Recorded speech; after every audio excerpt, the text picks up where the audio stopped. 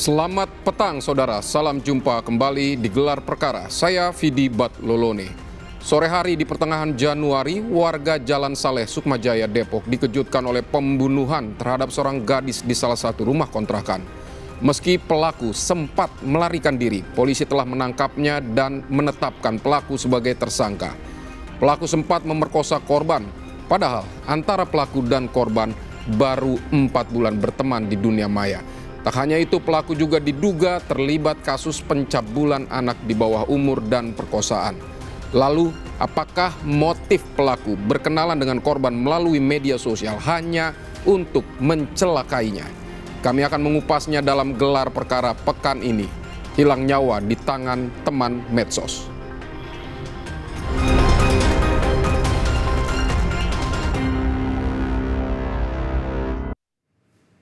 Saudara, kasus pemerkosaan dan pembunuhan seorang mahasiswi yang dibunuh teman barunya mendapat sorotan dari pengamat.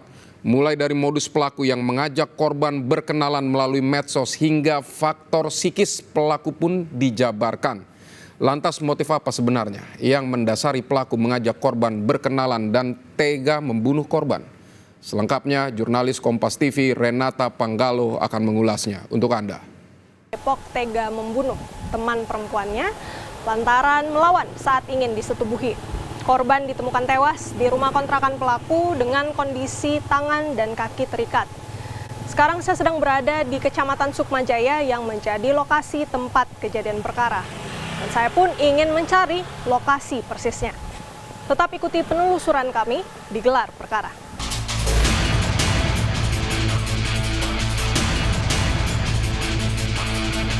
Kami menyusuri Gang Haji Daud. Di sana ada sebuah rumah dengan tembok berwarna biru yang masih dipasang garis polisi.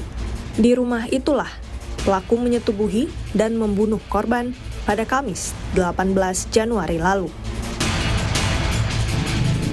Saudara, gang yang tepat berada di sebelah kiri saya ini merupakan jalan menuju rumah tempat kejadian perkara atau rumah kontrakan dari pelaku. Memang karena akses yang begitu sempit dan juga pengendara motor yang terus melewati jalan ini, maka kami tidak bisa begitu lama berada di dalam ataupun di depan rumah kontrakan.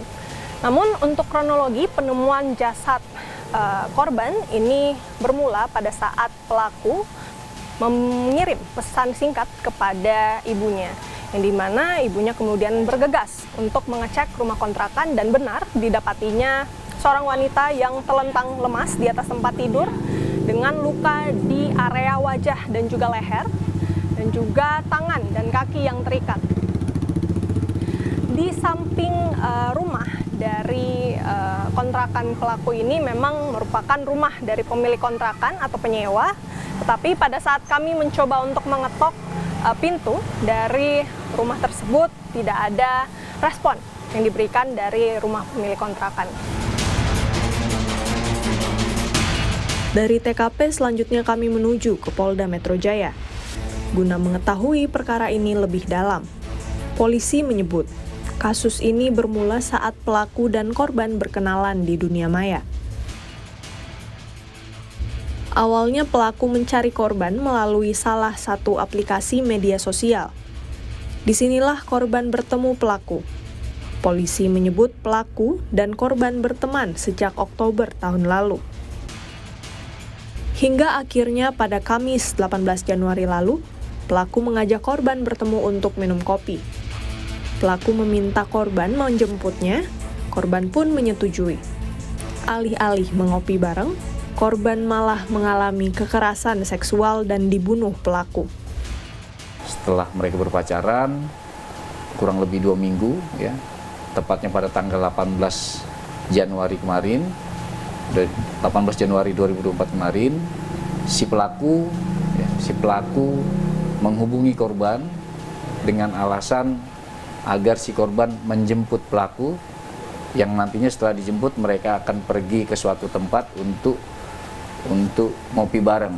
Itu keterangan dari pelaku, ya. Namun pada saat si korban sudah menjemput di tempat kontrakan pelaku, mereka tidak langsung jalan sesuai yang direncanakan, tapi si korban disuruh masuk oleh pelaku ke dalam kontrakan Dan pada saat korban sudah masuk ke dalam kontrakan, si pelaku mengunci kamar, dan disitulah kemudian terjadi kejadian, ya, baik pemerkosaan yang mana pada akhirnya korban meninggal dunia dengan ada beberapa kekerasan yang diterima oleh korban. Polisi menyimpulkan, pelaku ingin mengajak korban berhubungan badan, tapi korban menolak. Naasnya, penolakan dan perlawanan korban membuat pelaku panik. Gelap mata, pelaku membunuh korban. Saat ini polisi masih mendalami motif korban. Namun polisi menduga, pelaku menganiaya korban hingga lemas agar mudah menyetubuhi korban. Modus pelaku ingin mengajak korban untuk berhubungan badan, namun pada saat si pelaku yang mengajak korban melakukan penolakan, bahkan perlawanan, sehingga pada saat si korban melakukan perlawanan, si pelaku tetap memaksa dan tetap ingin melaksanakan niatnya untuk melakukan hubungan badan, sehingga dalam proses tersebut si pelaku melakukan kekerasan. Ya, menurut keterangan dari pelaku, dia melakukan pencekekan, mencekek korban dengan menggunakan tangannya. Niat membunuhnya masih kita dalami.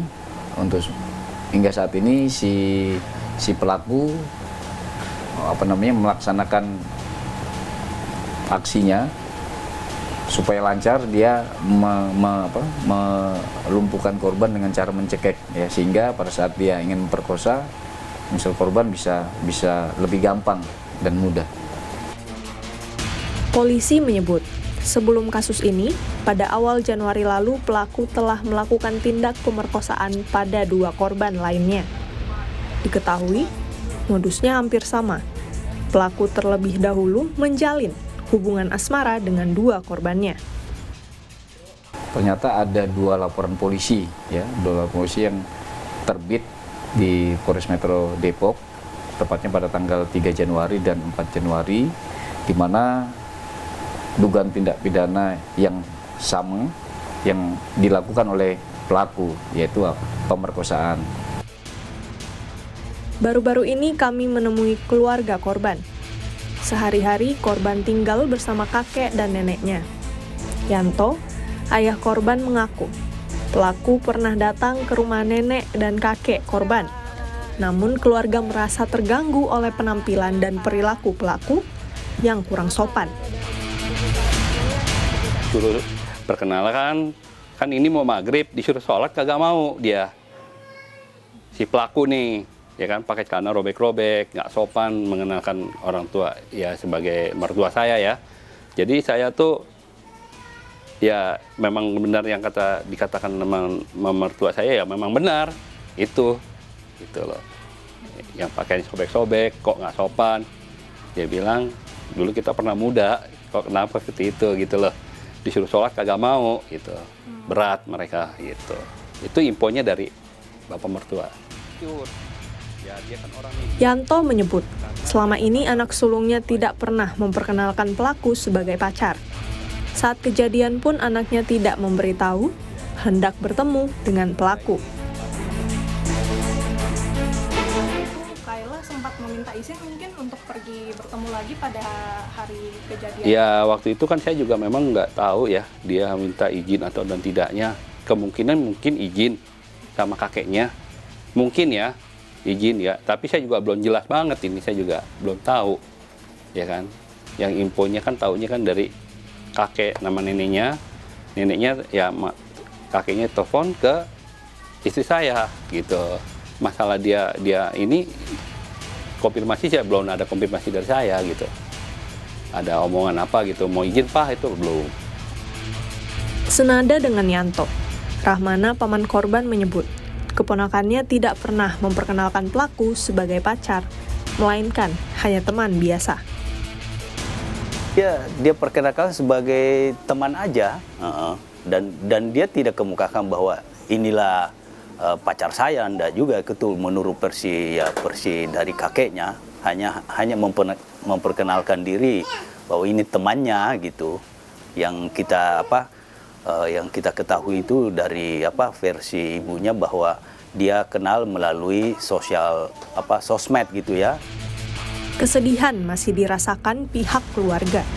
Mereka tak menyangka anak mereka tewas di tangan teman medsosnya. Harapan keluarga, pelaku dihukum setimpal dengan perbuatannya.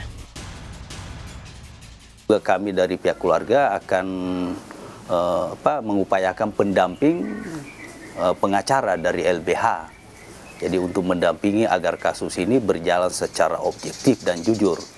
Ya, artinya hukuman itu harus setimpal. Seperti yang dikatakan dengan para mana ini, kakak saya, hukumannya ya itu yang saya bilangkan tadi dengan Mbak Renata. Eksekusi mati. Ya, atau hukuman seumur hidup.